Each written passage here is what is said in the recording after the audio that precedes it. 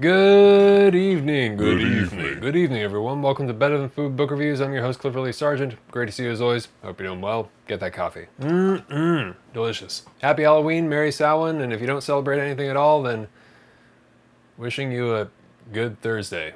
Tonight I just wanted to recommend a few books that I've read over the years that I feel that you would enjoy reading around Halloween. Including one, the last one, which I have not yet reviewed but will be covering very soon. All of them are better than food, terrific books, very well written with their own strong dark atmosphere, but all of them are very different and highly unique. Alright, the first one, number one, is Against Nature, A Rebours, by the French fantasy author J.K. Huysmans, Joris Karl Huysmans, published in 1884. This is a strange tale of perverse solipsism, concerning what Huysmans describes as the degenerate last scion of the family in an aristocratic bloodline who has excluded himself from the outside world, removed himself from the outside world, in favor of building an inner world in his house and in his mind of decadent splendor. This was the unnamed book that obsessed Dorian Gray in Oscar Wilde's A Picture of Dorian Gray. The protagonist is named Jean Desessant, the last descendant of a once large family, a peculiar man of ill health, who has taken the task of reconstructing the natural world through extravagant artificial means in his abode, living inside his dreams and creatively manifesting them. It depicts a total rejection of the outside world and people,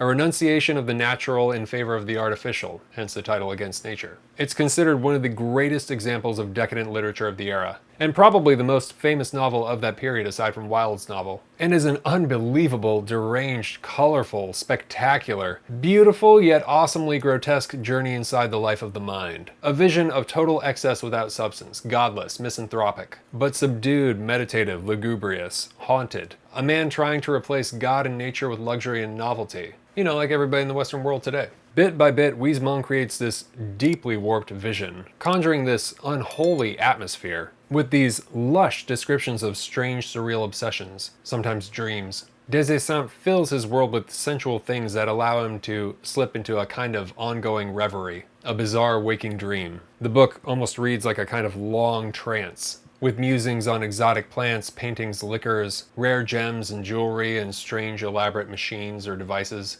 At one point he even decorates the shell of a live turtle with jewels. Unfortunately, the poor turtle dies, and that serves as a very important metaphor. The whole book has this pungent scent of gilded disease, like a perfume so sickeningly sweet and complex it's nauseating. It definitely seems inspired by Romanticism and the Gothic novel. Though I haven't read it cover to cover in over a decade, it's one of my all-time favorite books. Definitely time for a re-review. Alright, number two, The Bloody Chamber by the British author Angela Carter, published in 1979. This is a collection of short stories wherein Angela Carter, influenced by Freud and Sade, gives a gothic retelling of famous folk and fairy tales by the Brothers Grimm and Charles Perrault. Tales such as Bluebeard, Sleeping Beauty, and Little Red Riding Hood, though often through a feminine-centric lens with strong female protagonists. She keeps the theme of the fantastical, but she merges it with a far darker tone for adult audiences, sometimes violent or erotic or both, synthesizing the fairy tales with the Gothic novel, right? Occasionally giving a nod to Oscar Wilde. Carter adds some very interesting layers of emotional and psychological complexity to the female characters, whereas in the originals they may have been kind of flattened or one-dimensional. The Bloody Chamber, the eponymous story, is based on the tale of Bluebeard and utilizes the archetype of the trapped young housewife. As you know, if you know the original tale, her husband is keeping the darkest of secrets from her, in his room, right? And Carter turns the story into kind of a gothic thriller when she discovers the secret and has to escape. The Company of Wolves is a spectacular rendition of Little Red Riding Hood, detailing a girl's journey into womanhood by confronting the wolf that was initially seen as the antagonistic threat. Excellent short story, worth the price of admission alone.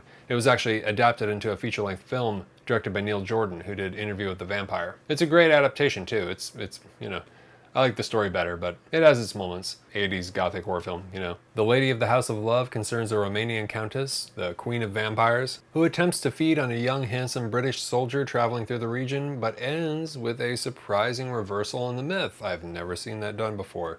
The writing is sensual and mysterious. Gothic to a T. It's a sultry, hazy collection of surreal, adventurous nightmares, as if it's all cloaked in mist and fog and overgrowth. A unique project and perfect for the season. Number three, The Shards by the American author Bret Easton Ellis, published in 2021. This was an interesting experiment from Ellis, the author of American Psycho. He serialized the novel through episodes on his podcast on Patreon. It's a deep dive into the world of 1980s Los Angeles, in a private high school attended by the sons and daughters of the wealthy Hollywood elite. A very odd world indeed. On the pretense of writing an autobiography, the book concerns Ellis himself, a young gay teenager trying to keep his orientation a secret, while gradually discovering the twisted nature of a new classmate who is not what he seems. Though as the story continues, we begin to realize that Brett himself is perhaps an unreliable narrator, perhaps a very unreliable narrator.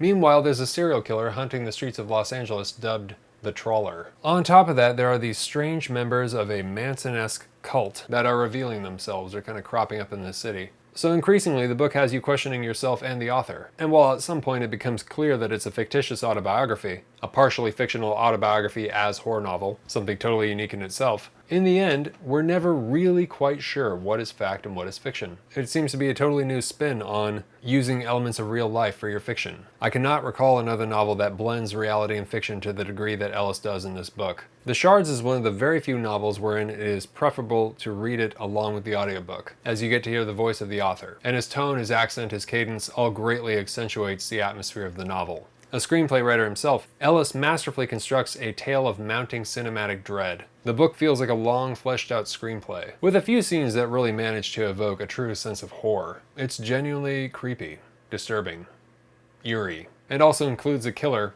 soundtrack. You'll never listen to Ghost Town by the Specials in the same way again. Number 4, The Serpent and the Rainbow by the Canadian author Wade Davis, published in 1985. Now here's a very unique book which is allegedly nonfiction but is so radically strange that it reads like fiction. The Serpent and the Rainbow chronicles an investigation into Haitian culture and specifically Vodou culture by the Harvard-trained Canadian anthropologist and ethnobotanist Wade Davis. In the 1980s, a story came out about a Haitian man named Clairvius Narcisse who came back to life after having died and been buried. Narcisse was made into a zombie, which Zora Neale Hurston, an author totally overdue on this channel, and whose work on Vodou is discussed in the book, describes as a person who has been brought back to life, but without their soul.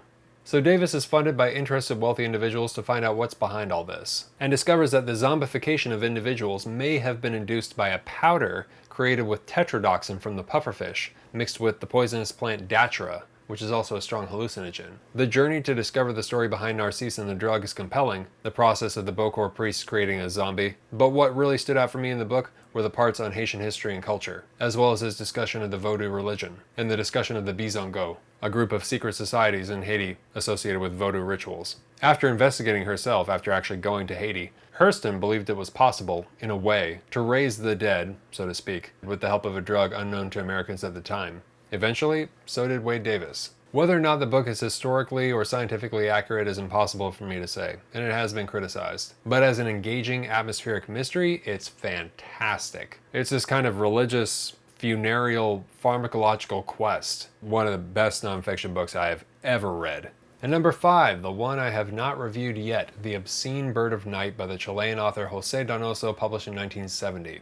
Good Lord God, this book is something else. It's very difficult to describe, but I'm going to try and do my best here. This is a monumental experimental novel about, amongst many other things, witches. I've been reading it on and off since May. It has been one of the most difficult, though one of the most well-written books I have ever read. It's a magical realist horror novel that tells the story of Umberto Peñalosa, a young student and writer who becomes trapped in a very strange relationship with a wealthy senator who destroys Umberto's body, turning him into the living form of an Imbunche, a kind of monster from Chilean folklore explained in the book, mute and deformed. He then imprisons him as a sort of caretaker in this dilapidated convent inhabited by deranged, grotesque, witch-like old women and orphans. The whole book is this shifting, amorphous, claustrophobic nightmare. Truly unlike anything I've come across, kind of like a grimy, cerebral labyrinth. A twisted, perverse, deeply dark, demented, sprawling novel told from multiple points of view, revolving around themes of identity, class struggle, legacy, myths, witchcraft, superstition, religion, politics, cruelty, suffering, and isolation.